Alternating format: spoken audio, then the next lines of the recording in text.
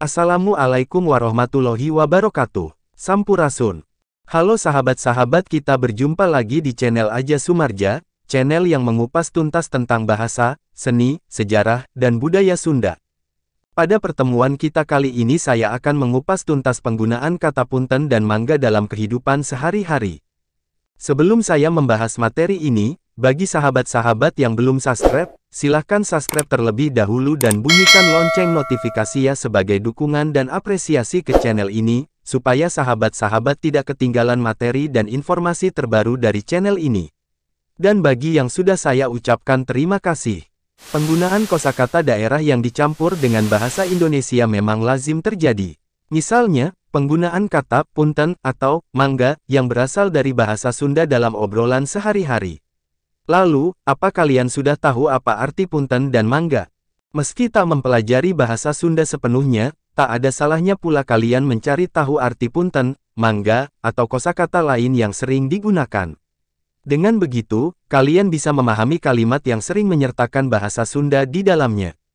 Penggunaan kosakata semacam itu biasanya sering ditemukan dalam kolom komentar media sosial. Kalian mungkin juga menemukannya dalam keseharian jika memang berteman dengan orang Sunda. Nah, jika kalian ingin mempelajari arti punten dan mangga sebagai kosakata yang cukup sering digunakan, yuk langsung simak informasi berikut ini. 1. Arti punten dan mangga. Arti punten biasanya dipahami sebagai istilah untuk meminta maaf.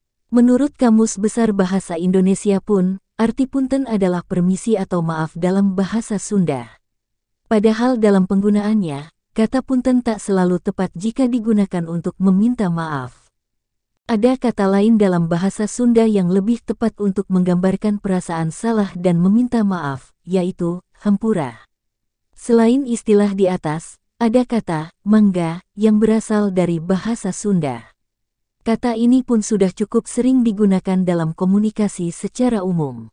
Jika istilah mangga dalam bahasa Indonesia digunakan untuk menyebut nama buah, berbeda dengan bahasa Sunda.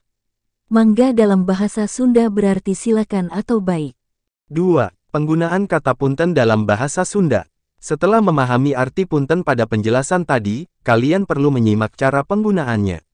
Sebenarnya, hal ini sudah sedikit disinggung di atas.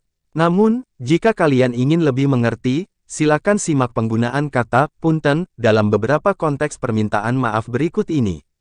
1. Bertanya tentang hal sensitif. Saat seseorang ingin menanyakan hal sensitif yang mengarah ke urusan privasi atau pribadi, biasanya diawali dengan permintaan maaf terlebih dahulu. Dalam konteks ini, kalian bisa menggunakan kata punten. Misalnya, saat kalian ingin mengetahui status pernikahan atau umur seseorang dalam sebuah obrolan, silakan awali kalimat tanya itu dengan punten. Pasalnya, pertanyaan seperti itu bisa jadi menyinggung lawan bicara. Jadi, kalian sudah bersiap meminta maaf sejak awal jika ternyata si lawan bicara tak berkenan menjawab atau bahkan merasa tersinggung.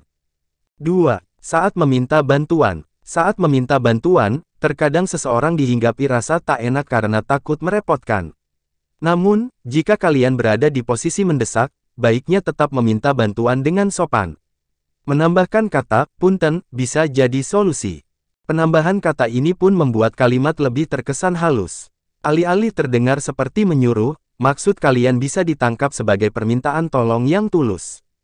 3. Menanyakan hal penting. Ada banyak hal yang membuat kalian terpaksa berhadapan dengan orang lain untuk menanyakan hal yang bersifat penting. Nah, situasi itu berpeluang membuat lawan bicara tertekan atau malah emosi. Misalnya, saat kalian ingin meminta keterangan pada masalah yang sedang terjadi, kalian bisa mengawali pertanyaan tersebut dengan kata punten. Memasukkan kata itu pada kalimat yang merujuk pada hal penting atau darurat akan mengurangi peluang si lawan bicara untuk merasa takut, tertekan, atau bahkan emosi. 4.